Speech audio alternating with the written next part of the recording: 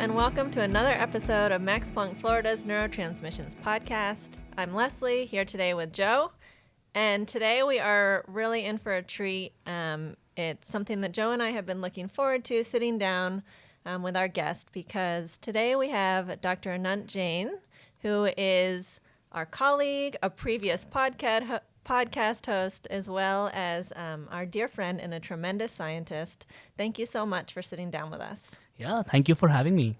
So Anant is in the process of starting his own lab as an assistant professor at TCG Crest CHINTA in Kolkata, India. That's the Center for High Impact Neuroscience and Translational Applications.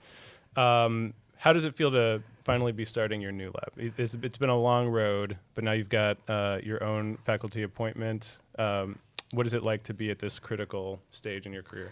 Yeah, it's a transition phase. There are like different types of transitions. It's an academic transition for me, from going from bench scientist to an entrepreneur, almost starting in a new institute dedicated for neuroscience research.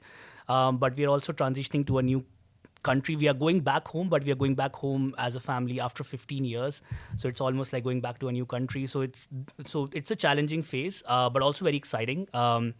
Because now I can now I can have my independent research group. I can whatever we have dreamed of as academics, of giving back the knowledge and the exposure that we have gotten in India, and so and giving it to the students is exciting for me. So can you tell me a little bit about the institute? So this is a new institute, TCG Crest CHINTA. This is a private research institute funded by a foundation. Is that correct? What's the sort of genesis of this institute? So yeah, so this is a TCG Crest is a big umbrella of institute which was started by a New York-based foundation by Mr. Punendo Chatterjee, and he wanted to invest in the interdisciplinary research groups that are emerging, the fields that are emerging. So there are few cores that have been started. One in quantum computing, one in sustainable energy, and one of the cores that I'm part of is CHINTA, which is for dedicated neuroscience research.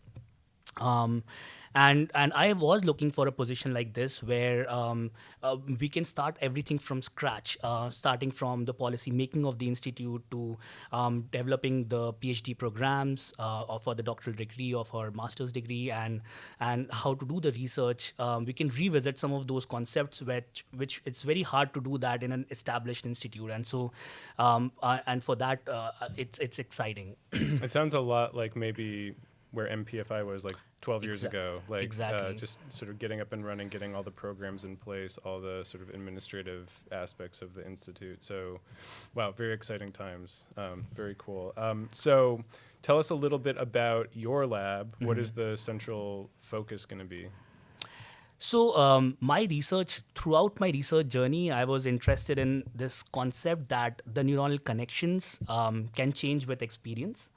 And for example, if you're learning a new information, the connections in the brain can get stronger, and if they get weaker, we forget the information. And this has been there in the field for over half a century, and this concept is called plasticity. And synaptic plasticity has been the cellular basis of learning and memory.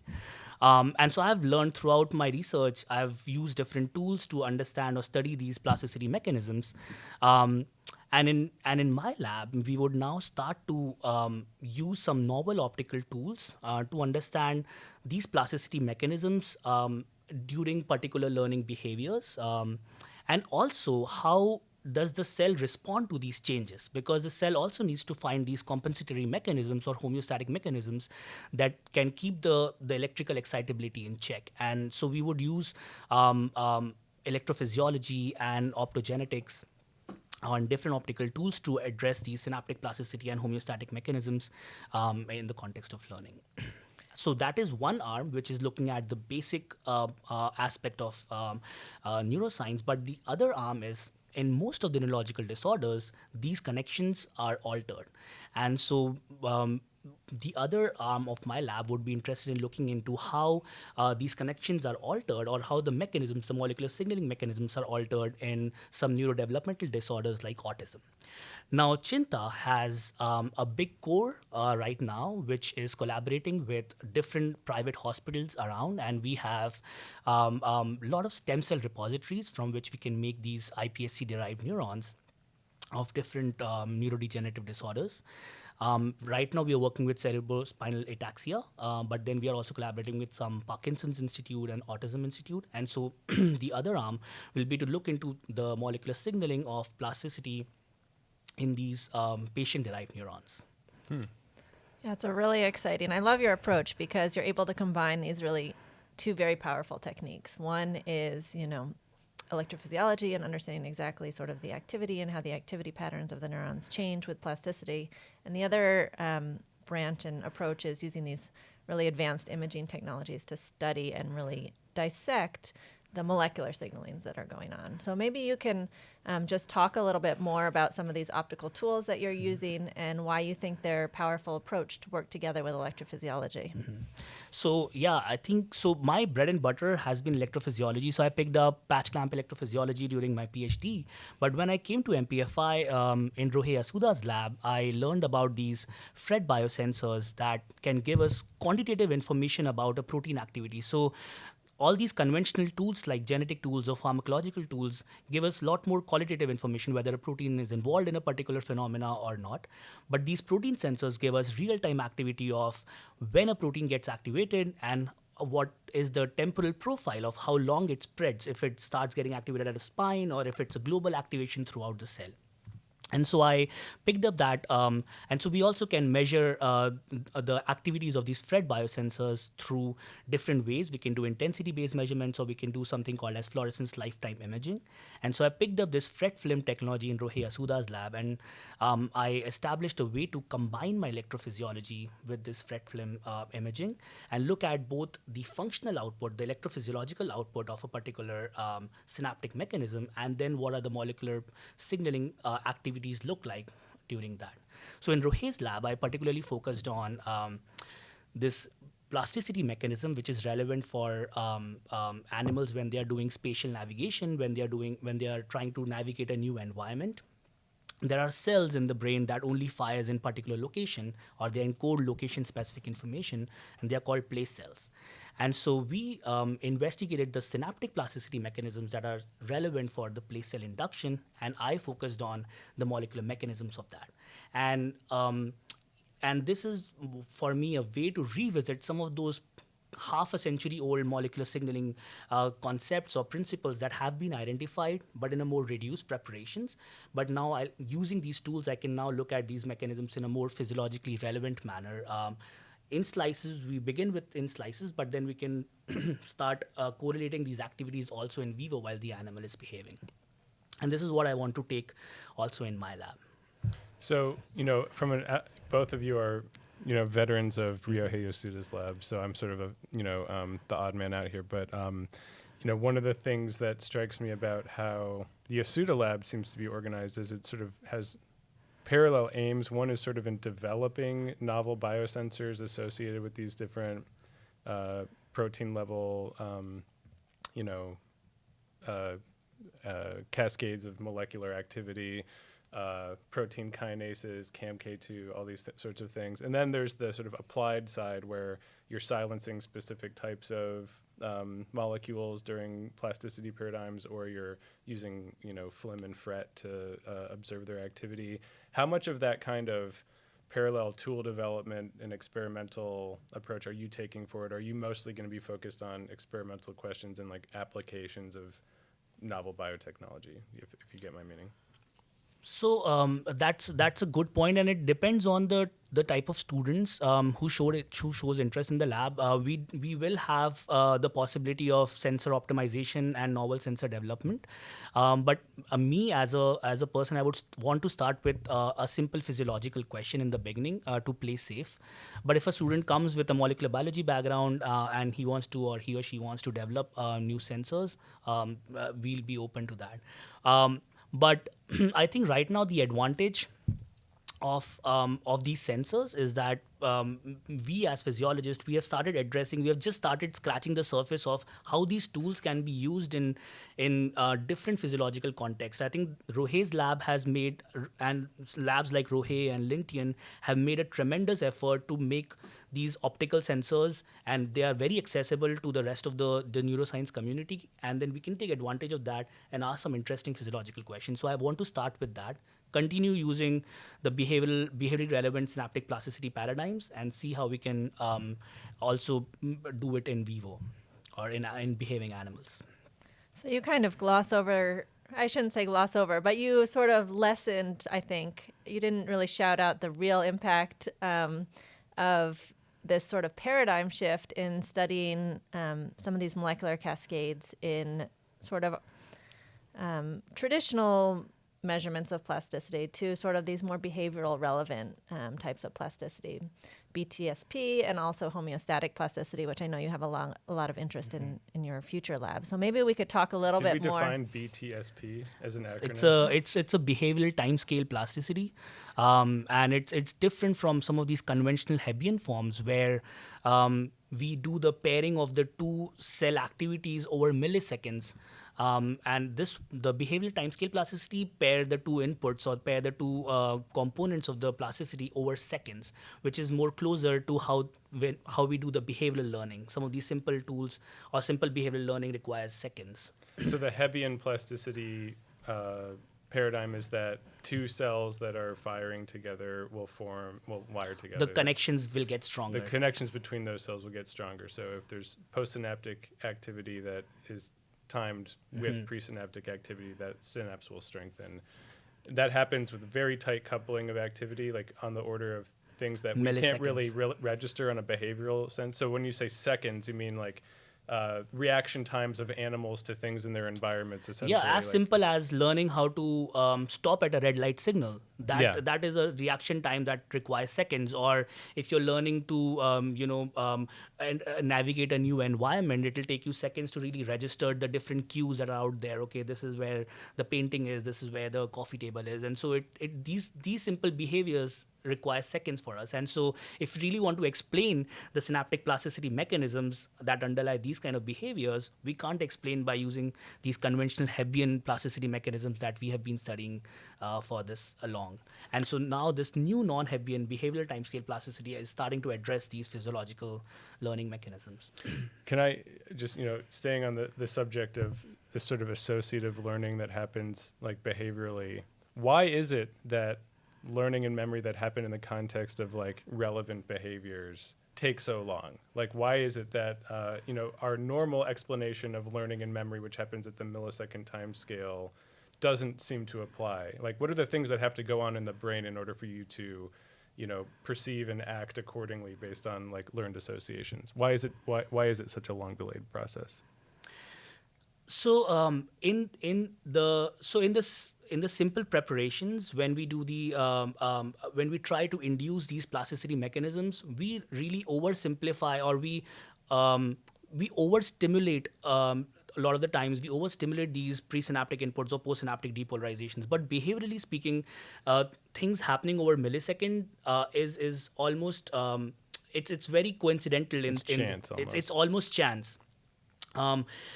It is more likely that any of these neuromodulatory mechanisms that will change the firing pattern, any of the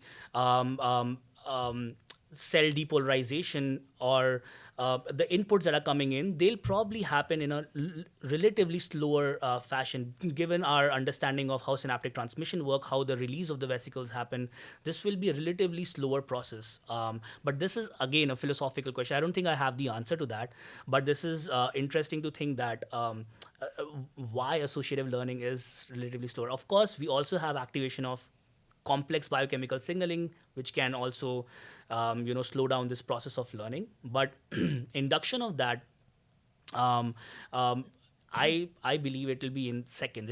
It's very difficult to think of it physiologically that it will happen in milliseconds.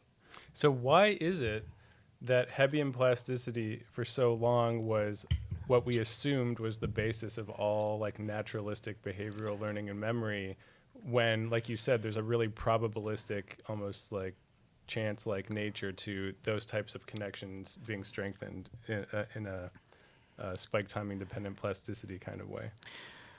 Yeah, I can think of the historical reasons. I think the first time this was actually seen was in 1960s, 1970s with Bliss and Lomo. They did these experiments in vivo in rabbit hippocampus.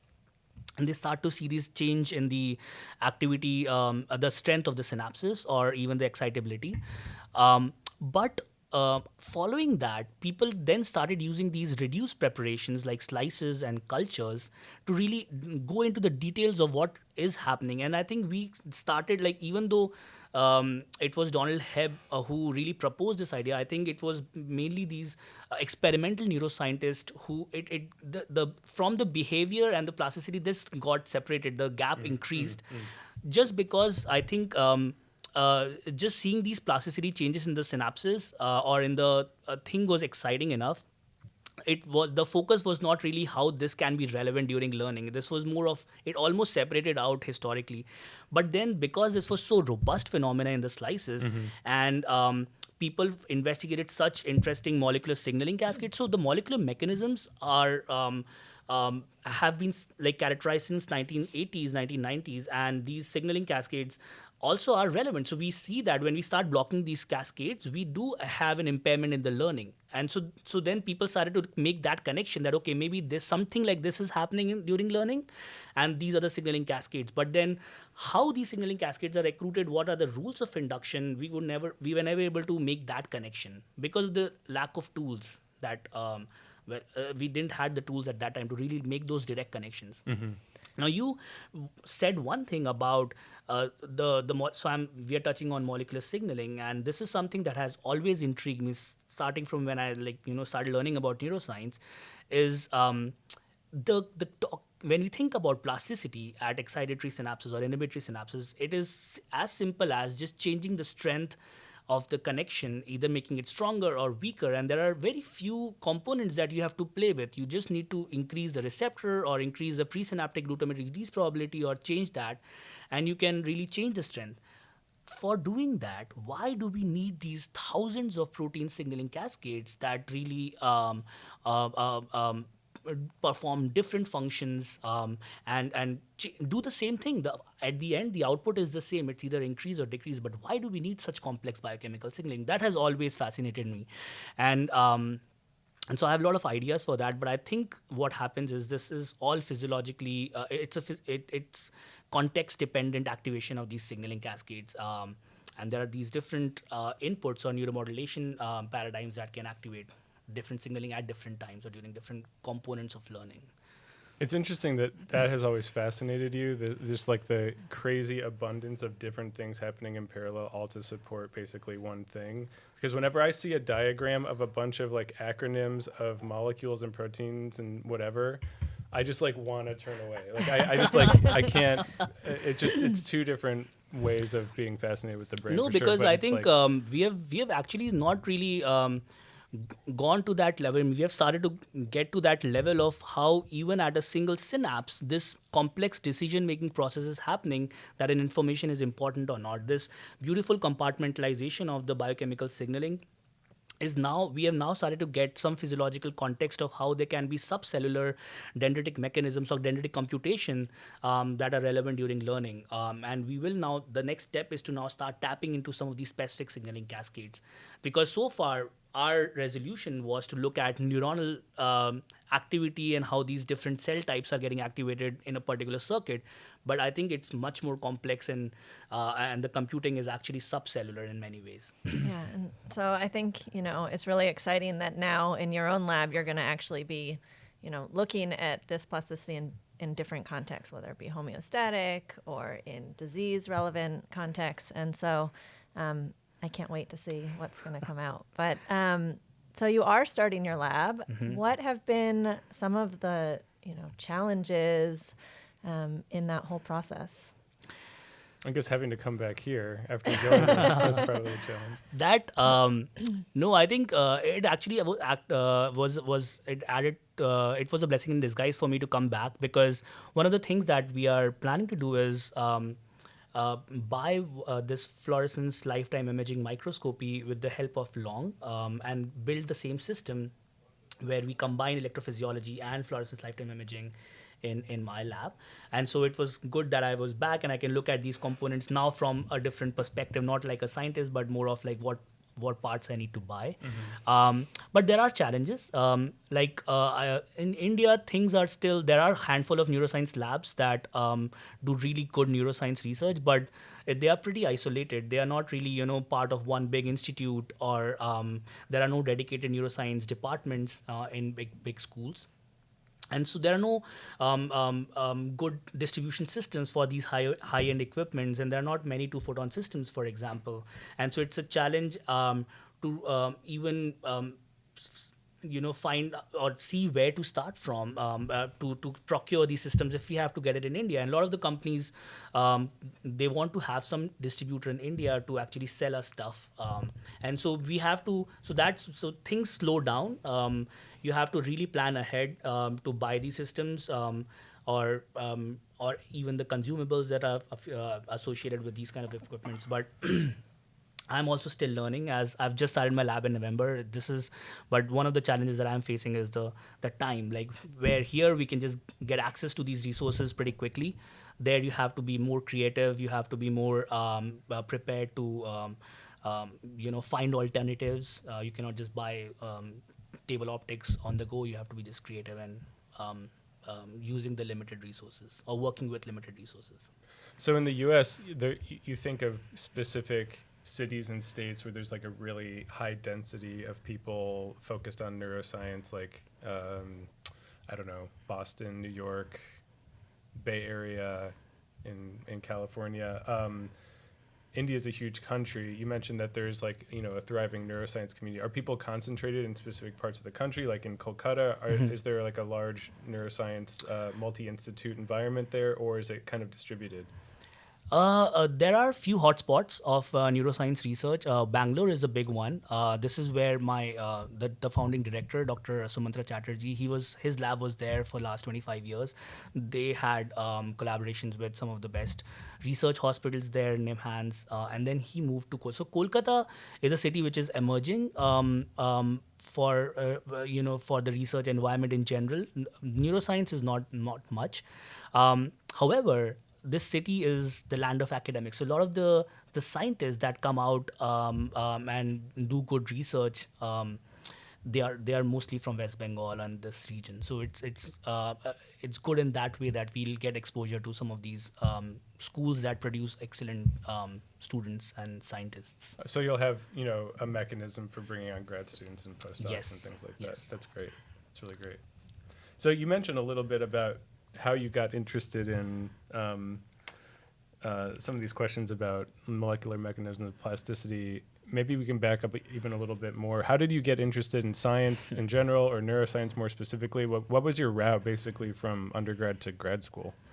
Yes. So you did your PhD at Northwestern with Catherine Woolley, renowned neuroscientist. Yeah, What was the sort of like the trajectory to working with her? So I didn't have a neuroscience background. We don't have neuroscience majors in a lot of the institutes in India. There are only few places which give you neuroscience majors during your bachelor's.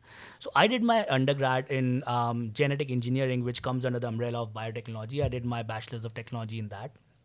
And for my final year of bachelor thesis, I got into the student abroad program fellowship, and I went to Harvard, where I did my research at Brigham and Women's Hospital.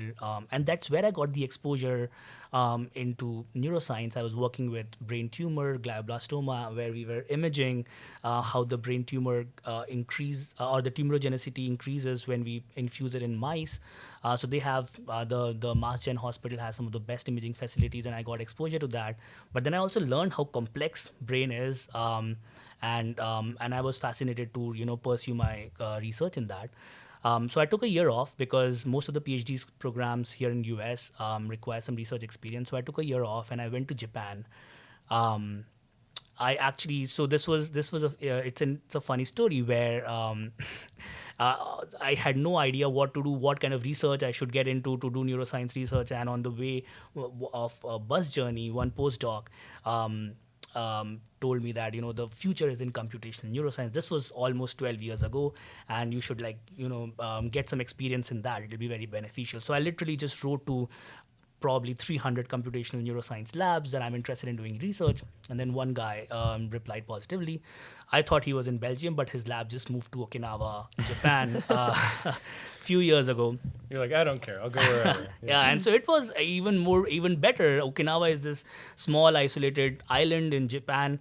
No one would imagine that there would be research, like such high-end, cutting-edge research happening there. But then, so I end up taking that position for 1 year.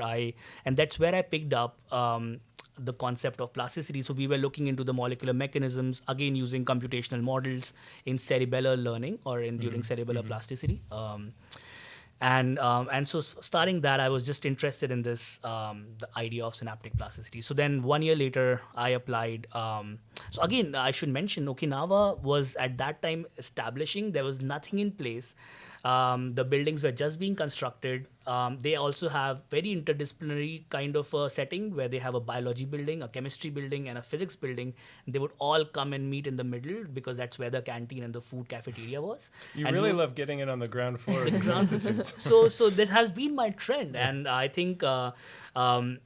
But for my PhD, then I applied next year. I applied to many different places, and Northwestern was very attractive because I think it's a big school, big program where you see whole spectrum of neuroscience research being done. So I thought I'll get some exposure during my rotations. So I went there. So Northwestern is the only place which was like established, one of the oldest neuroscience programs. Go Wildcats. Yeah, go Wildcats. But that's when I joined after rotations in Anis Contractor's lab and Ravi Alara's lab. I joined Catherine Woolley for my PhD. And here I was particularly interested in doing electrophysiology. So in all the labs, even though I studied different animal models. So in Anis's, I studied in mice. In Ravi's lab, I did electrophysiology in flies, Drosophila. And then in Catherine's lab, I was working in rats.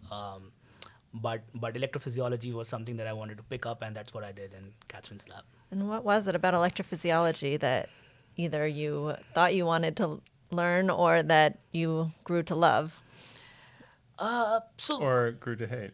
No, you obviously love it. You're still doing it. No, actually, one of the cool things about genetic engineering, and when you engineer DNA, you absolutely don't see anything. When you are engineering a gene, for example, if you're doing ligation, if you're amplifying it, it's all white water, like it just feels like water, or few droplets of water. But then the whole engineering is happening when you don't see anything, but at the end that you've edited a gene, you have altered a plasmid in the bacteria. And so in complete contrast, electrophysiology, you really visually see the direct measurement of how the communication is happening. Either you can just listen to the neuronal communication, you're seeing it, the currents of the single connections, you just see it up front, or you can really talk to the neuron as well. You can stimulate the neuron, you can see how you can change the communication or modulate that. And for me, it was so contrasting that it became very fascinating, and I still get excited about looking at these synaptic currents or the neuronal activity in such a direct way. There is no no assumption in between. It's just that you're just recording directly of these excitable, and this is one of the unique properties of neurons as well. They are electrically excitable. So I like tapping on that unique feature. So you've talked about your current interests going from your postdoc into your new lab. What would you say is the number one reason why you're sticking with synaptic plasticity? Like, is it? You started. It's sort of a through line throughout your entire career, so I guess that makes the most sense. But I guess from my perspective, how much more do you feel like we still have to learn about the molecular mechanisms of plasticity? It's been like the central question of neuroscience for like the last 100 years.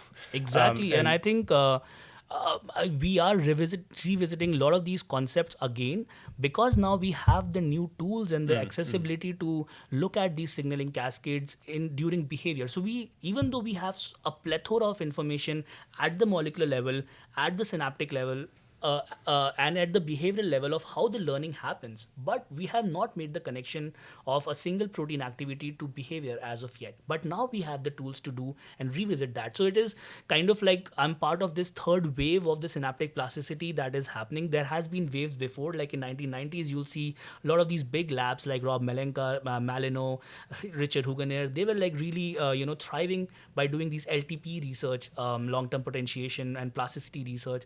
Then there was this wave of homeostatic plasticity. But now I think because of these behaviorally relevant plasticity mechanisms that we are identifying, again, this was because of the new tools or the accessibility of recording these currents in vivo from single cells, we can revisit this and start to really give the significance of plasticity mechanisms during learning, or get the significance of that.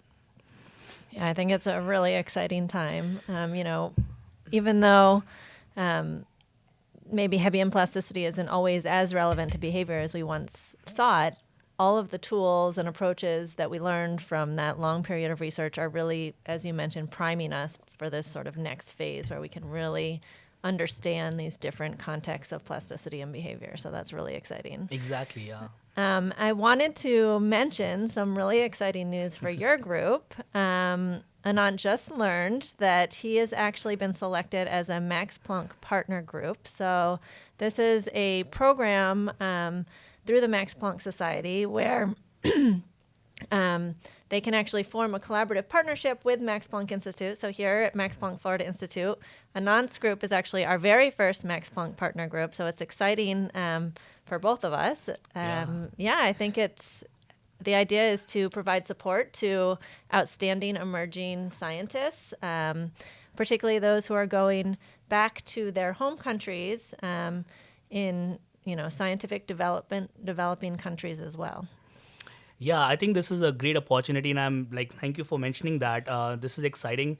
So this is not just going to be advantageous for me particularly, because of course our lab is going to get recognition. It is going to be affiliated with Max Planck and with Max Planck Society. But for the students particularly, this is very advantageous for them to get the accessibility to the resources and the research that happens at MPFI and different labs.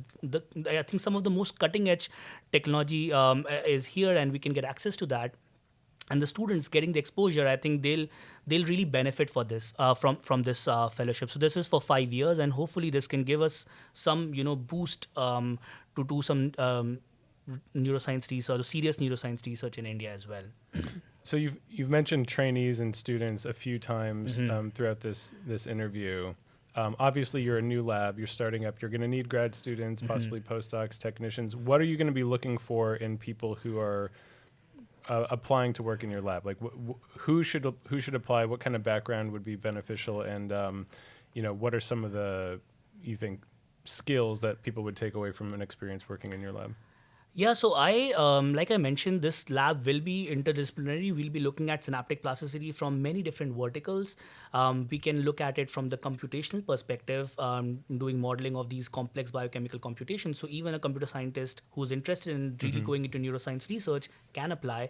We can have people who would be interested in sensor development, and we can have, so a molecular biology background would be advantageous as well. Of course, I don't expect a lot of students coming with an electrophysiology background, but that would be a big plus, because we'll be doing a lot of electrophysiology recordings as well. But yeah, I'm not looking for any particular expertise. I think if they're open for learning and they're passionate about about this kind of research, you're welcome to join the lab. But I'll be definitely recruiting actively in the next 6 months to a year. We have space for at least 2 graduate students, 1 technician and 1 postdoc. But we may have for more, especially now we have this partner program, we can even have additional students. Cool. Motivated and enthusiastic students are encouraged to apply. Exactly. I feel like that's the boilerplate, like Twitter advertisement for people. Motivated and enthusiastic. Yeah, it's true. Just open to learning. Yeah, because this is the type of research that is not commonly it doesn't happen commonly in India, especially in higher order animal models like mice and rats. This is something that requires heavy infrastructure, and not a lot of the institutes can afford these kind of microscopes. So we wouldn't expect people to have a lot of background in this. So this will be completely new, but they just need to be excited about learning these things. It can be challenging. It does require a lot of perseverance of getting the electrophysiology data, but once you start getting it, it becomes exciting. But you have to. And they'll be able to learn from the best. Well, hopefully. I will say Anant is a fantastic mentor and teacher, having worked with him closely for a long time. So he's going to be set up in a nice place. So everyone should consider his lab. Get in his inbox now. Exactly. And I got a lot of these, the teaching styles and things from MPFI because, like Joe mentioned, this was something. This was an establishing institute when we started. I mean, I started a bit later than them, but I learned a lot from Joe and Leslie. They gave me a lot of opportunities during my postdoc to take classes, mentor students, and they showed that confidence in young postdocs like us. And so I think I'm taking a lot of that with me to India, like a lot of those skills, a lot of those mentoring styles, and I hope I can continue getting that guidance and support from you guys. Of course. Well, actually, I completely forgot to mention that. Yeah, you've done a lot of lecturing in our Max Planck courses that we teach with FAU, and you're a fantastic lecturer. So everybody over there at CHINTA is going to have a really amazing colleague to work with. I guess speaking of trainees, also, you are. Is it fair to share this other exciting news in your life? You're about to be a first-time dad. You and your wife are having a kid. When's the baby due?